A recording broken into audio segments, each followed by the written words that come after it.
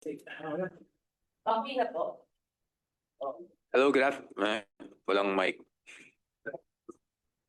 May mic.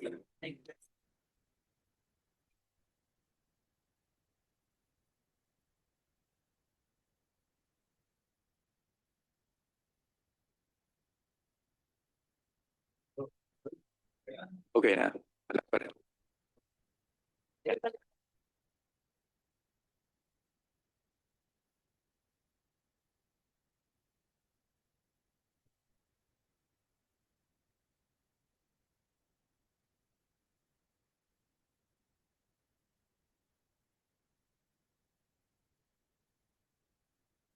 Wala na mic? Kaya ba?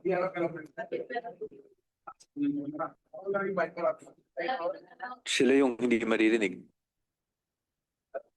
Meron na. Chess. Meron daw sa camera. Okay, so kahit wala ng mic? Meron. Okay. First question, sir. Actually, lang ko pininuling ng Senate impeachment and all is we understand in terms of pero restricted pa rin ang value. Opo. Yeah. Well, kami nire-respeto naman po talaga natin kahit ano yung maging ruling ng Senate Impeachment Court, whether it is in our favor or not. At kanina napansin naman po natin na maingat na rin po yung naging ruling dahil may mga restrictions imposed at kumbaga nilimitahan, no, yung at in-emphasize kung ano yung ibig sabihin ng pag-grant nila ng motion for judicial notice. So sa atin, we'll just comply with the ruling of the impeachment court. Na si journal because I think the presiding officer was making ruling on the fly, no? Meaning hindi eksakto dun sa binabasa. So tomorrow we'll have to check the journal siguro. But then again, based on what was stated earlier by the presiding officer, ano naman po, no? Talagang may limitations imposed doon. Sir, dun sa the scan is kasi we understand that the issue is objected on the shopping market on margin. Yes. That's Apo. Same reaction din ako doon kasi while they allowed the marking, 'di ba? Ang napag-usapan rin naman that there is no admission, no, as to anything in that document. So wala naman tayong problema doon. Lalo na sinabi pa that that nag-rule naman yung court noon na hearsay siya. And so it's just as to the existence of such document and not to the contents thereof. So at tama rin naman na may panahon pa naman tayo mag-object kung kinakailangan man once that document is offered as evidence. Nakita naman na fair yung ruling na presiding officer. Sunod-sunod na parang yung mga suggestion yung tinigar lang. Hindi po. Ayaw ko po talagang mag-cast ng any aspersions as to the partiality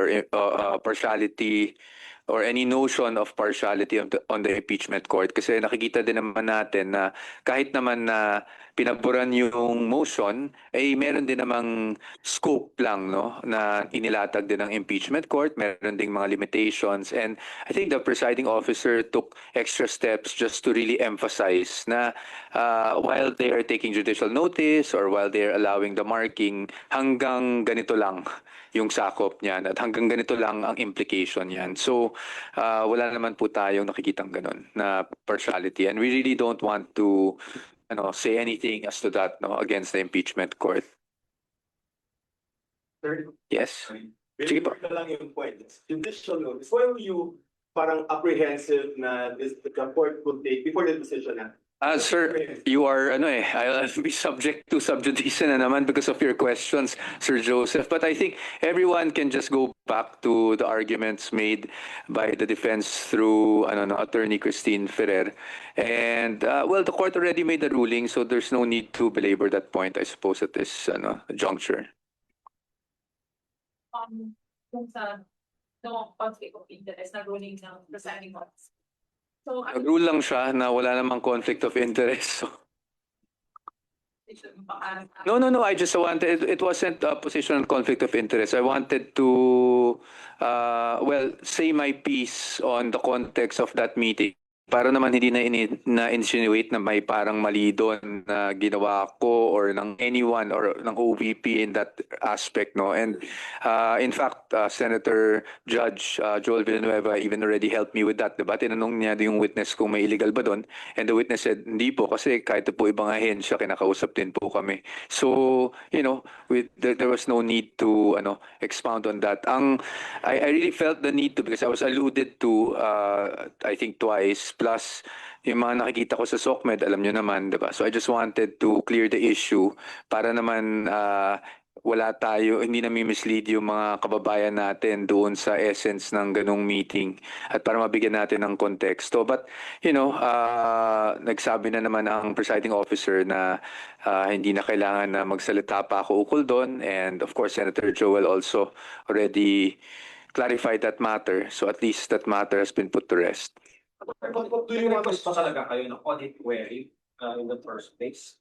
I don't want to discuss it now because yun nga yung magiging issue. Baka sabihin I'm already I'm already talking about things that are being discussed in court. But yun lang po talaga na wala namang masamang nangyari doon. And nabanggit ko na rin kahapon that it was actually COA ICFAO that asked for that meeting. Importante ba yung audit query? In general sense, Hindi naman, we were just basically it wasn't even me, it was really OVP, no, kasi hindi naman napag-usapan yung DepEd doon sa meeting na yon. So ang ano lang naman, ang essence lang naman doon is, 'di ba, pinag-usapan, nasabi naman ng testigo to, so I think I can say this at least. Nasabi naman ng testigo that we were just there to clarify guidelines. So syempre ang posisyon namin, kung ka-clarify lang naman yung guidelines, bakit hindi audit query, 'di ba?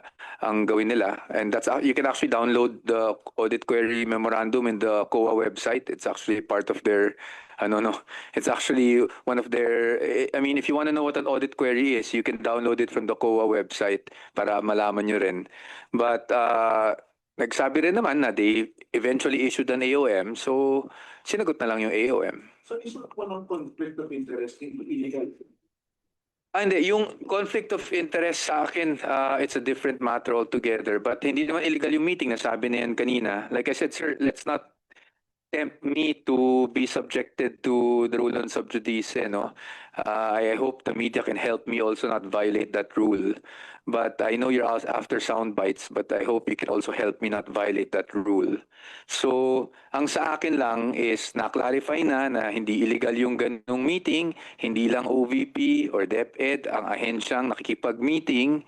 At ang panghuli is that yung conflict of interest, it was already ruled upon by the presiding officer, so I don't want to have to argue for myself. Kasi unfair din naman kay Senator Judge Tulfo, nagtanong lang naman siya, and I think it was a very innocent question. If I were in his shoes, I would have probably asked the same question kung may conflict of interest o wala. At nag-rule naman na ang presiding officer without even asking me to argue my side, so or to comment on that question. So I think I should also be fair to Senator Judge Tulfo that I don't air out my arguments through the media. Pero sir, tama ba? May AOM na and then gusto sana yung magkaroon ng audit query. Hindi, wala pang AOM nung panahon na yun. Wala pa. Wala pa. Dahil sabi mo nga, after No, nag-issue sila ng AOM. the congressional meeting. After ng budget hearing, nagka-meeting. Again, I have no personal knowledge on who called the meeting, no, because I only relied on the OVP asking if I could join the meeting. And so that meeting, according to the OVP, which was confirmed to me this morning, was called by ICFAO. They wanted to talk to OVP. So inimbitahan lang ako kung pwede akong sumama. And at that time, I was also USEC of Finance, no? OIC USEC for Finance. So ayoko nang pag-usapan kung ano yung napag-usapan sa meeting kasi nasabi na naman ng witness that it was really merely to clarify on the guidelines of the JC. I wanted to put some context on that kanina at humingi ako ng permiso kung pwede akong magsalita para lang malinawan ng ating mga senator judges at para hindi na malagyan ng kahit anong kulay yung ganyang meeting. But in any case, nasagot na rin naman ng testigo ni Attorney Wamil na hindi lang naman DepEd at OVP ang nakikipag-usap o lumalapit para mag-clarify ng mga guidelines, no? No, it was napag-usapan lang siya na kung di pa pwede baka mag-issue ng AOM. Not to me hope you can understand if The defense not applicable to the suggestion of the prosecution, they use na lang your copies of the ARs. that goes in our own legal theory kasi, and that's why we have not been categorically stating those things because that goes into legal strategy. But the point is that parties can never be, whether it be the defense or the prosecution, cannot be forced to stipulate on anything. Not meant to delay the proceedings. Of course not. Last 3 questions for you. You were asked by Senator Bang earlier or alliances hindi namin. Hindi mo sinagot kasi sabi mo pupunta sa bill. Pero just wondering you can give us meeting at hint to paano niyo ba ito mapapatunayan na or mapapatunayan na totoo tao itong mga or areas lang. Sir, obviously, kung hindi ko sinagot sa court, lalong hindi ko sasagutin sa media. Based on when you will mark the evidence, you extended the trial tomorrow for Friday, when to? I have no idea as of this time. I think they're still trying to fix the date. I have no information on that. We'll let you know once meron ng agreement between the parties. During those meetings, considering that the defense has been quite bent on not stipulating on any. What do you mean by leeway, ma'am? Quite vague. Edward Paarca. Ano yun, mag-involve side witness ba sila? Kasi obviously taga-DepEd. That will be up to the prosecution po kung they will want to treat them as hostile witnesses because under the rules of court, if you want to treat any witness as a hostile witness, then they will have to be qualified in open court. So kailangan pa nilang i-qualify yan and the court will have to declare them as hostile witnesses. But I think better directed to the prosecution, sila yung dyan. That's Pero comment lang sir, reaction lang po sa PLD na sinabi it's not unusual, it's unusual kung nalibayan yung agamot for information or confidential. Yung amount po, sorry. Siguro sabi pero sinabi ko it's unusual na